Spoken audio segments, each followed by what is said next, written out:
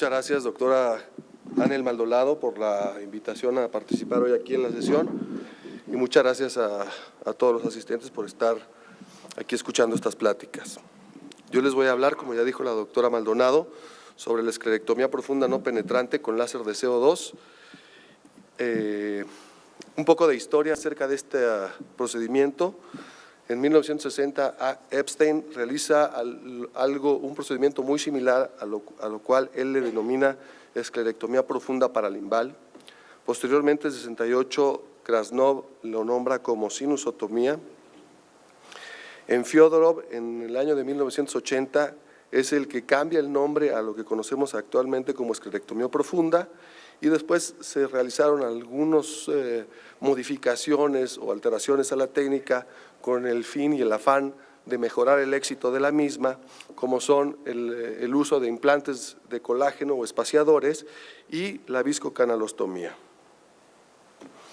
Para realizar este tipo de cirugías es muy importante conocer adecuadamente la anatomía del sitio que vamos a hacer la cirugía.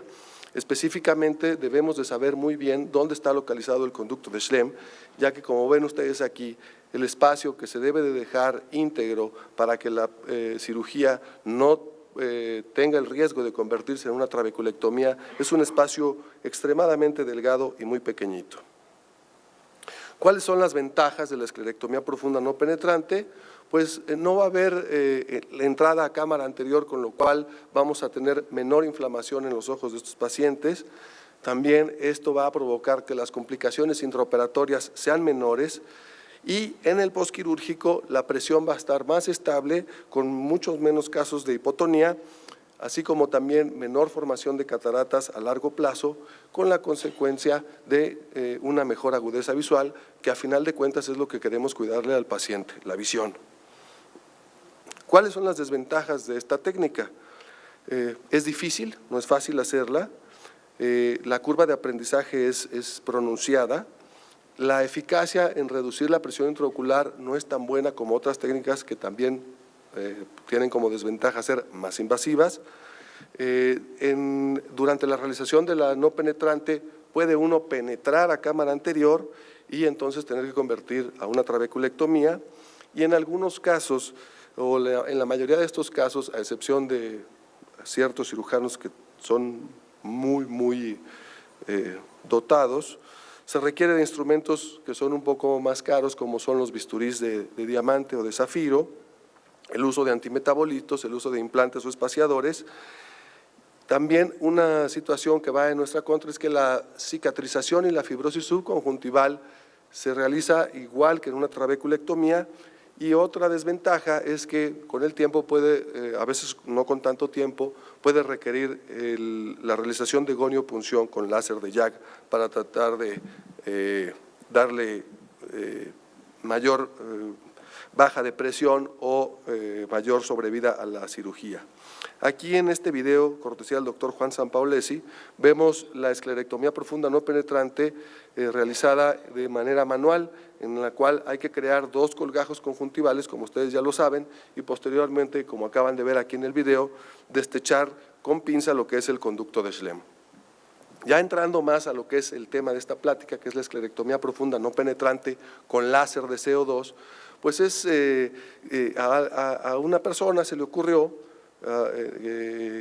combinar el láser de CO2 para realizar esta cirugía de esclerectomía profunda no penetrante. ¿Y cómo es esto? Se combina una alta energía de láser de CO2 aplicada en un periodo muy corto de tiempo, lo cual nos va a dar como resultado la evaporación del tejido a la cual se le aplicó el láser, y con la ventaja de que no va a generar daño térmico en los tejidos adyacentes a los cuales se aplica el láser de CO2.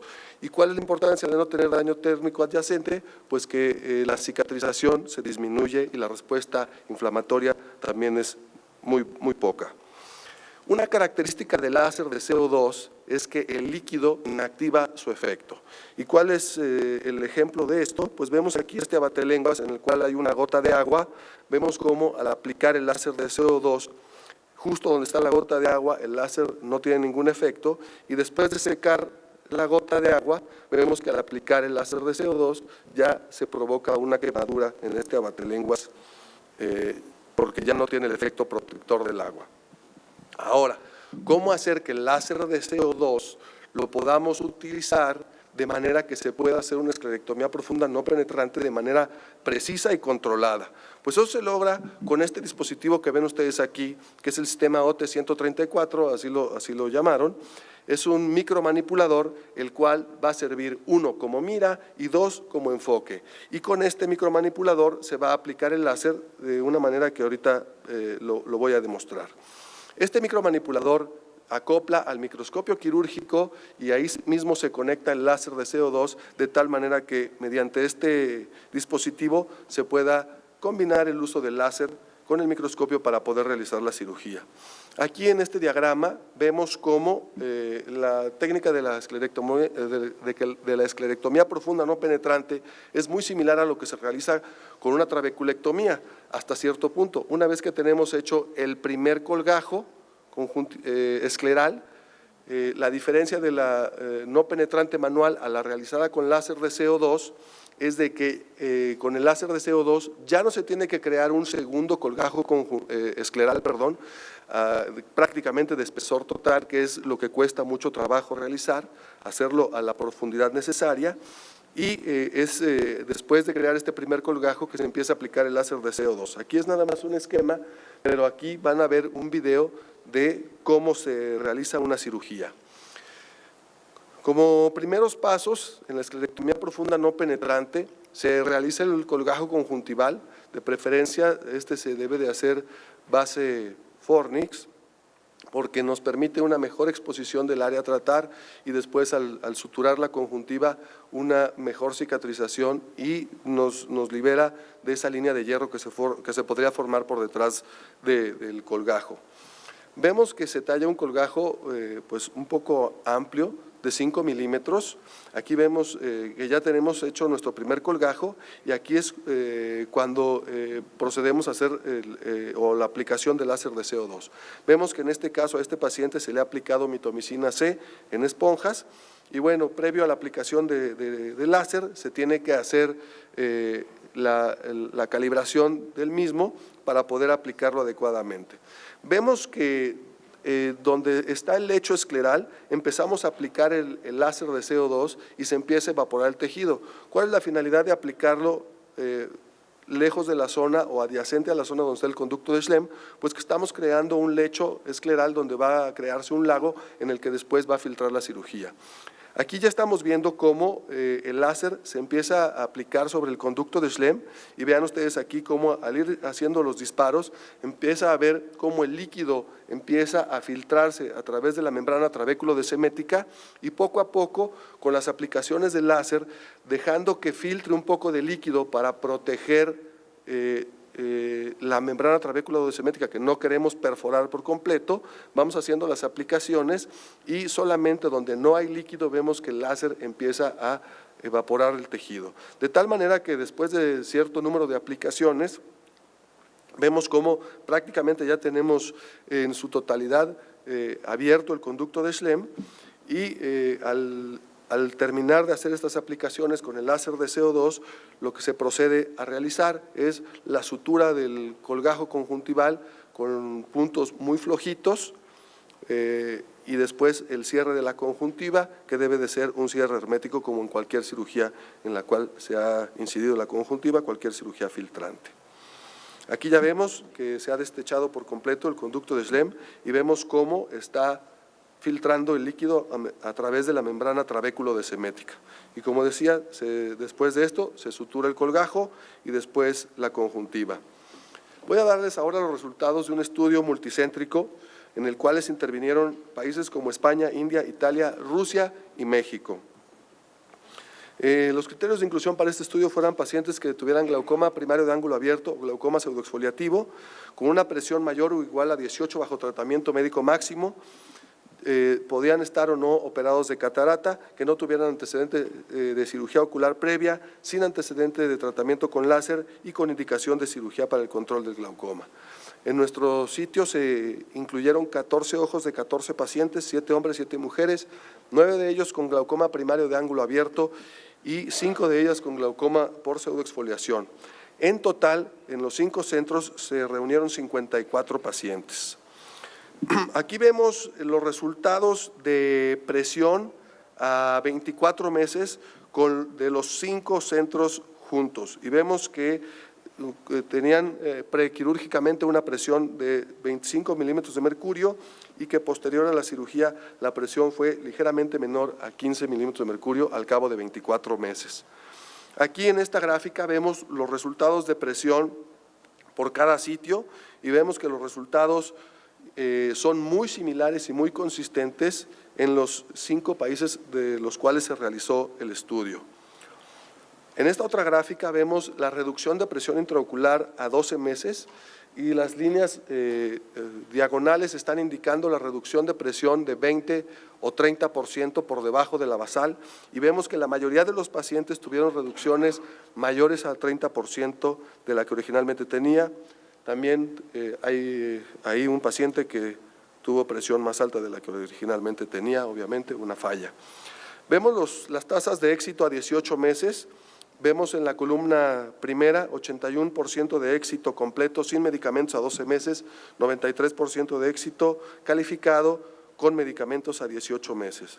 Esta otra gráfica nos indica el número de medicamentos al cabo de 24 meses en los 5 sitios y vemos que es menor a 1 al cabo de 24 meses.